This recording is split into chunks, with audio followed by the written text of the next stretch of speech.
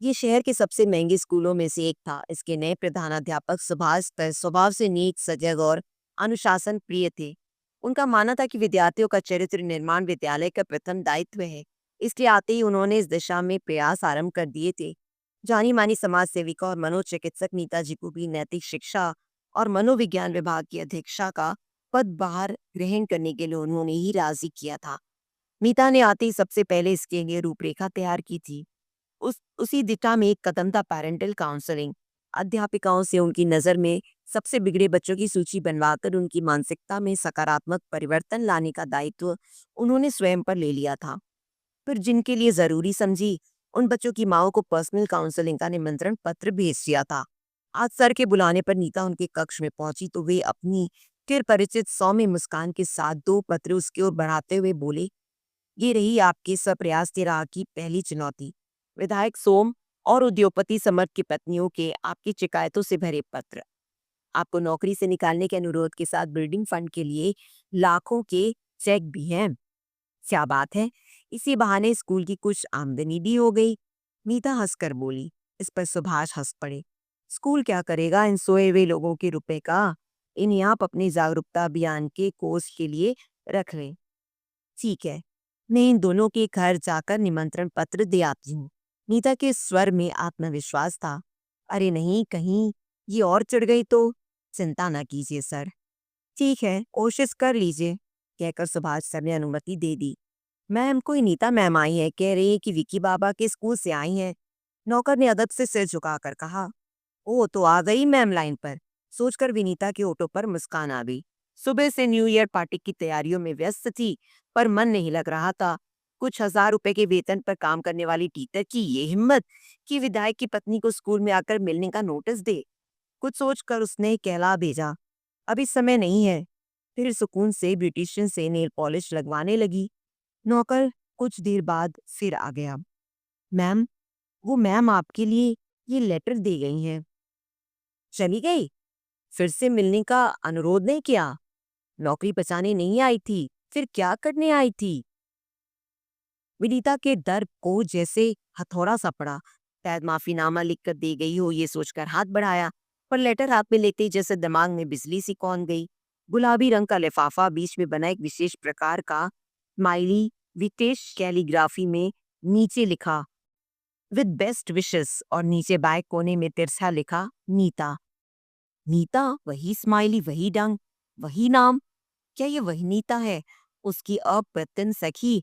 हाथों ने कब लिफाफा खोला और आंखें कब उसमें कुछ खोया ढूंढने लगी, विनीता को खुद ही नहीं पता चला। आदरणीय विनीता मैम, मैं आपके बेटे के सुखद भविष्य की कामना करते हुए आपको सूचित करना चाहती हूँ कि आपका पुत्र, जिसमें एक नेक और योग्य इंसान बनने की सारी संभावनाएं निहित है, गलत आकार ग्रहण करने लगा है। ये मेरा सविनय आग्रह है कि उसे अभी से आपके स्नेह और अनुशासन का संतुलन दें। ध्यान रखें कि जो समाज के लिए अधिक अहितकारी होता है, वो अभिभावकों के लिए भी हितकारी नहीं हो सकता। कांटे का स्वभाव चूट पहुंचाना होता है और गुलाब का खुशबू बिखेरना। कांटा चुभेगा ही, भले उसे मालिश हुए। गुलाब खुशबू ही देगा, भले ही पास से गुजरने वाला अजनबी ही क्यों ना हो। आता है अपने पुत्र के उज्जवल भविष्य की खातिर इस शनिवार को पर्सनल काउंसलिंग के लिए आप समय जरूर निकालेंगी। शुभेच्छु, नीता। अध्यक्षा, नैतिक शिक्षा और मनोविज्ञान विभाग। वही तेवर, वही अंदाज, वही बात करने का संक्षिप्त और प्रभावी ढंग। मिल गई नीता। कितनी चतन चेत है अपनी इस बिछड़ी सखी को ढूंढने के लिए। और आज सो अचानक। नीता की याद आते ही शीतल पवन की मंद ककोरों सी पुस्तक पर पड़ी बरसों की धूल उड़ गई थी और पृष्ठ खुली हवा में फड़फड़ाते चले गए थे। छोटे से पहाड़ी शहर की मनमोहक वादियां और उसमें हंसती खिलखिलाती दो सखियां। नीता मेधावी होने के साथ गजब के आत्मबल और व्यावहारिक ज्ञान की धनी थी। समाज सेवा का शौक और सुलझी हुई मानसिकता उसे अपने प्रधान अध्यापक पिता से विरासत में मिले थे। उसकी मानसिकता परिपक्वता के कारण हम उम्र साथियों से लेकर अध्यापकों तक सब उसकी इज्जत करते थे। विनीता दिमाग में औसत पर लगभग सभी ललित कलाओं में असाधारण प्रतिभाशाली और अद्वितीय सौंदर्य की स्वामिनी थी। लेकिन जाने कितनी सुंदर चीजों को खरीदने और कभी तरह की कलाएं सीखने की चाह को उसे मन में ही दबा देना पड़ता था, क्योंकि उसे पता था कि पिता फीस के पैसे भी मुश्किल से जुटा पाते थे। ऐसे में थिएटर में डिप्लोमा करने की फीस जुटाने के लिए ट्यूशन की प्रेरणा नीता ने ही तो दी थी उसे। सिर्फ प्रेरणा ही नहीं, हर तरह से साथ भी दिया था। कॉलेज के अंतिम वर्ष में थी विनीता, जब वार्षिकोत्सव में विख्यात उद्योगपति अपने परिवार के साथ मुख्य अतिथि थे और वो नृत्य नाटिका की मुख्य नायिका। उनका बेटा सोम उसकी खूबसूरती पर ऐसा मुग्ध हुआ कि उसने अपने पिता द्वारा विवाह का प्रस्ताव भिजवा दिया था। तो और बेटियों के विवाह तथा बेटे की पढ़ाई के खर्चे में उलझे उसके गरीब पिता को भला क्या ऐतराज हो सकता था। फिर तो सोम के पिता के खर्चे पर हुआ भव्य विवाह और हनीमून का एक महीना जैसी किसी व्यावसायिक फिल्म की तरह सपनीली दुनिया में बीता था। लेकिन सपनों की उम्र बहुत छोटी हुआ करती है। मानस पटल पर चिपक गया था वो दिन जब हकीकत से सामना हुआ था। अचानक प्लेट टूटने की आवाज से विनीता की तंद्रा भंग हुई। वो भागकर डाइनिंग रूम में पहुंची तो देखा कि कांच की प्लेट और कटोरियां बिखरी पड़ी हैं और उसका बेटा विकी नौकरों को डांट रहा है। और कोई दिन होता तो विनीता उपेक्षित कर देती, पर आज मीता के पत्र का असर था। ये क्या तरीका है बात करने का? विनीता ने बेटे को हल्के से झिड़का। देखो, एक तो इसने पिज्जा नहीं बनाया, ऊपर से उपदेश दे रही है। बेटा, ये तुम्हारे भले के लिए कह रही हैं। कोई जरूरत नहीं है भला बुरा बताने की। चल उठो, जाओ यहाँ से, मैं खुद निपट लूंगा इन लोगों से। विकी ने चुटकी बजाकर उंगली और आंखों से निकलने का इशारा करके ऐसे लहजे में कहा कि विनीता सब रह गई। गवर्नेंस नौकरों और ब्यूटिशियन के सामने अपमानित होने का विनीता के लिए यह पहला मौका था। वो तिलमिला उठी। क्या अपने इस अपमान के लिए वो स्वयं उत्तरदायी है? उसने स्वयं ही तैयार किया है ये कांटा जो अपने मालिक को चोट पहुंचा रहा है। मीता चीख कह रही है। मीता तो हमेशा से चीख ही कहती आई थी। जब सोम का रिश्ता आया था तब भी तो उसने समझाया था।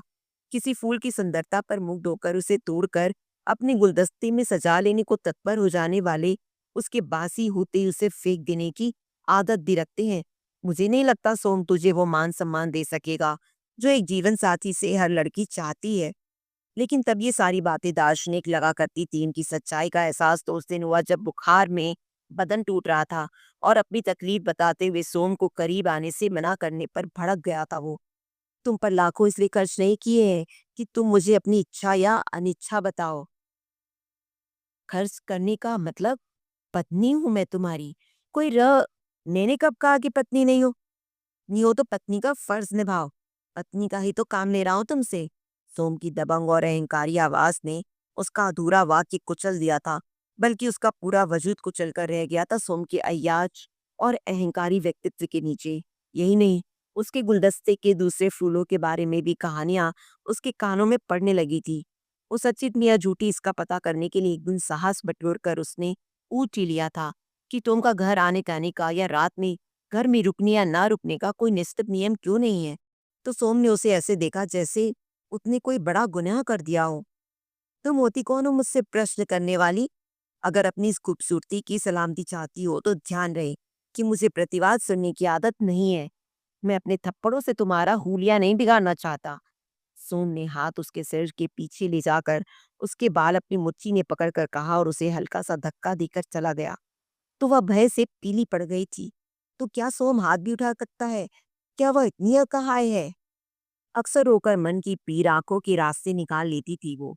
एक दिन सास और सोम की बातचीत कान में पड़ी। ये तेरी बीवी का चेहरा दुखी क्यों रहता आजकल? एक बार ध्यान से दिमाग में बिठा ले। तेरे लिए भले ही उसकी खूबसूरती अय्याशी का साधन और अपनी सोसाइटी के लिए स्टेटस सिंबल हो, पर मैंने रजामंदी तुझे पार्टी का टिकट दिलाने के लिए दी है। चुनाव में उसे ही बुनाना है। इसके भाई की पढ़ाई और बहन की शादी के लिए पैसे चाहिए होंगे। वो इसके मुंह पर मार, इसे घुमा फिरा, जो भी करना है कर। लेकिन तेरी पत्नी समाज के सामने खुश नजर आनी चाहिए। तू जनता के लिए एक गरीब लड़की का उद्धारक है। तेरा वोट बैंक है ये। थोड़ा थोबड़ा ठीक कर इसका। कल शाम को इसे महिला आश्रम की चैरिटी शो में ऐसे ही चेहरे में लेकर जाएगा। डोंट वरी मॉम, मुझे इसका चेहरा ठीक करना आता है। ये सोम के लापरवाह से शब्द थे। तो क्या ये शादी? विनीता को सब कुछ समझ में आ गया था। सोम के लिए उसकी खूबसूरती बिजनेस पार्टियों में स्टेटस सिंबल और गरीबों के बीच वोट बैंक थी। इसीलिए उसका खुश चेहरा दिखाने के लिए यदा कदा सॉरी के साथ तोहफों का कॉम्पनसेशन मिलता था उसे। नहीं, वह बौर नहीं सहेगी। मैम, आप तैयार हैं? आप कुछ सोच रही हैं? आईना देख लीजिए एक बार। ब्यूटिशियन की आवाज से विनीता जैसे सोते से जागी। सहसा उसके मन में नीता से मिलने की हूक सी उठने लगी। 1 घंटे की ड्राइव के बाद वो नीता के घर पहुंची तो नीता ताला लगाकर कहीं निकल रही थी। सामने ग्लानि से आरक्त चेहरा और आंखों में समाधान की आस लिए खड़ी विनीता का स्वागत उसने ऐसे किया जैसे वर्षों में बिछड़ी सखियां मिलती हैं। मैं अभी आश्रम पे आ रही हूँ, जहाँ मैं सभी वर्कर की तरह काम करती हूँ। वहाँ एक समस्या आ गई है, तू भी साथ चल, रास्ते में बात करते हैं। नीता ने कहा तो विनीता साथ हो ली। रास्ते में आत्मीयता पाकर विनीता के मन की ज्वालामुखी का लावा आंसुओं के रूप में फूट पड़ा। 12 वर्षों की किताब वो एक दिन में नीता को सुना देना चाहती थी। मेरा जीवन कमरे के किसी कोने में टंगे किसी लेटर पैड की तरह बनकर रह गया है, जिसे जब चाह इस्तेमाल करके दोबारा कील पर टांग दिया और कुछ दिनों बाद भर चुके पेजों को बेरहमी से फाड़कर फेंक दिया। जो न तो खुद पर लिखी कितनी भी सुंदर चीज को अपना कह सकता है, न ही रीतेपन की शिकायत कर सकता है। उस पर लिखा ही जाता है काम हो जाने पर पृष्ठ फाड़ कर फेंक दिए जाने के लिए। अपनी कहानी पूरी करते करते उसकी पलकें भीग गईं। मगर बनने क्यों दिया तुमने खुद को एक लेटर पैड? लिखने ही क्यों देती हो अपने ऊपर कोई झूठी इबारत? प्रतिरोध के परिणाम संभावनाओं के डर से, या सोम की पत्नी के रूप में मिलने वाले धन सम्मान के लालच में? बड़ी देर से धैर्य के साथ विनीता की कहानी सुन रही नीता ने विनीता की आंखों में सीधे देखते हुए बात आगे बढ़ाई। विनी, इंसान का मन लेटर पैड होता तो इंसान त्रासद के पन्ने फाड़कर फेंक न देता। इंसानी मन तो एक कंप्यूटर की तरह होता है, जहां अनपेक्षित इबारत ठीक से डिलीट ना की जाए तो रिसाइकल बिन में पहुंच जाती है। इसे अंतर्मन कहते हैं। विनीता फिर रो पड़ी। मुझे अपने घर में गृहिणी का स्थान तक नहीं मिला, लेकिन सोम की पत्नी के रूप में जिन लोगों के सामने ले जाया जाता, उनकी नजरों में मैं बड़े सम्मान का पात्र हूँ। सोम ने मुझे डांसर या कोरियोग्राफर के रूप में अपनी पहचान बनाने की भी अनुमति नहीं दी। कई बार सोम के व्यवहार से आहत होकर विद्रोह का साहस जुटाने की कोशिश की, पर कभी डर ने ये कहकर कदम थाम लिए कि सोम के सामने मेरी हस्ती ही क्या है, और कभी लालच में ये तर्क देकर कि मेरी जिंदगी बहुतों से बेहतर है।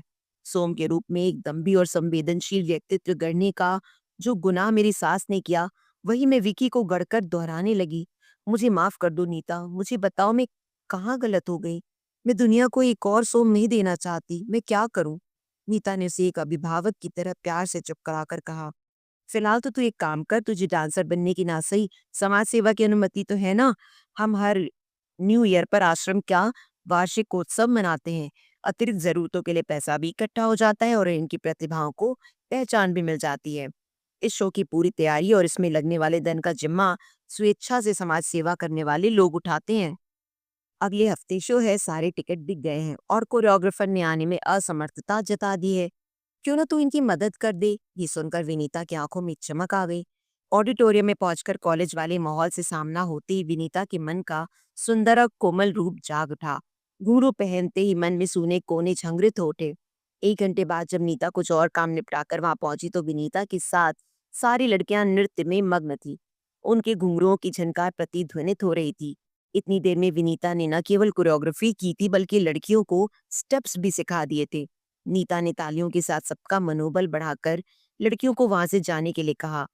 जाते हुए कई लड़कियों ने विनीता से लिपटकर थैंक यू बोला। तभी सोम का फोन आ गया। विनीता ने फोन स्पीकर मोड पर डाल दिया। कहाँ हो तुम? यहाँ पार्टी में सब मुझसे पूछ रहे हैं, मैसेज कहाँ है?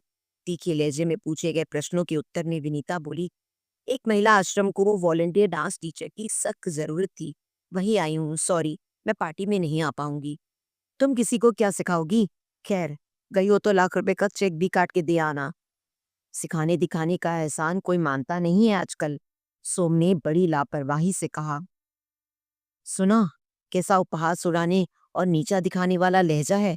फोन काटते हुए विनीता बोली तो नीता को अपनी ओर मुस्कुरा कर देखते पाया। उन्हें मैंने तो नहीं सुना, लेकिन ये जरूर सुना कि तुम्हारी आवाज बिल्कुल भी दीनहीन नहीं थी। यही नहीं, तुमने सोम की पार्टी में जाने से मना करके प्रतिवाद भी किया। मुबारक हो। अरे हाँ नीता, ये कैसे हुआ? विनीता के स्वर में आश्चर्य मिश्रित खुशी थी। नीता बड़े प्यार से उसका हाथ अपने हाथों में लेकर बोली, तुमने सुना होगा कि युद्ध मैदानों में नहीं मन में लड़े जाते हैं। ये सब उस आत्मविश्वास के कारण संभव हुआ जो अभी अभी अपनी अस्मिता से मुलाकात करने और निस्वार्थ भाव से किसी की सहायता करने से तुम्हारे मन में जागा है। आज तुमने सोम की पत्नी नहीं, विनीता बनकर किसी की सहायता की, संतुष्टि मिली ना? अकेले में सोच कर देखना, ये भी तो एक रास्ता हो सकता है अपने आहत आत्मसम्मान पर मरहम लगाने का। वैसे मैं भी एक जागरूकता अभियान शुरू करने जा रही हूँ, जिसमें नुक्कड़ नाटक और तरह तरह के कार्यक्रम द्वारा लोगों को जागरूक करने का प्रयास किया जाएगा। उसमें भी तुम्हारे जैसे क्रिएटिव लोगों की जरूरत पड़ेगी। विनीता, ये तो सब जानते हैं कि संतुलित आहार लेने से शरीर की प्रतिरोधक क्षमता का विकास होता है, जो बीमारियों से रक्षा करती है। उसी प्रकार मन की भी एक प्रतिरोधक क्षमता होती है, जिसे आत्मबल कहते हैं। ये हमारी मानसिकता को बीमार होने से बचाता है। इसी के सहारे हम सब जीवन की समस्याओं से जूझते हैं। इसका विकास अपनी प्रतिभाओं को पहचान कर उन्हें तराशने और दूसरों की सहायता करने से होता है। अब तू अपने जीवन की समस्याओं का क्या निराकरण निकालती है, ये तुझ पर निर्भर है। लेकिन अपनी संतान की मनोवृत्ति को दूषित होने से बचाना तेरा कर्तव्य है। तू उससे मुंह नहीं मोड़ सकती। प्रफुल्लित विनीता घर लौट रही थी। आज ऑडिटोरियम के आईने में अपनी बरसों पुरानी छवि देखकर विनीता के मन में एक नया आत्मविश्वास जागा था। घर आते आते उसने निश्चय कर लिया था कि उसे अपनी संतान की मनोवृत्ति को दूषित होने से हर हाल में बचाना है। इस काम में नीता का मार्गदर्शन उसे मिलता रहेगा, ये आश्वासन उसका मनोबल बढ़ा रहा था। रही बात उसके अपने आत्मसम्मान की, तो वो जानती थी कि समाज सेवा ऐसा क्षेत्र है जिसके लिए सोम कभी मना नहीं करेगा, और अपनी प्रतिभा के जरिए भी वो समाज सेवा कर सकती है। इस विचार से ही उसके पैर थिरक उठे थे। घर आकर सबसे पहले उसने अपने सर्टिफिकेट्स ढूंढे, फिर अपने घुंघरुओं को कबाड़ खाने के अंधेरे से बाहर निकाल कर झाड़ने पोंछने लगी। तो दोस्तों, आपको ये कहानी कैसी लगी मुझे कमेंट बॉक्स में ज़रूर बताएं। कहानी अच्छी लगी हो तो प्लीज़ इसे लाइक करें और अपने दोस्तों और परिवार के साथ भी शेयर करें। आगे भी इसी तरह और अच्छी कहानियाँ सुनने के लिए मेरे चैनल को प्लीज़ सब्सक्राइब करें और हाँ, नोटिफिकेशन बेल भी ज़रूर दबाएं। धन्यवाद।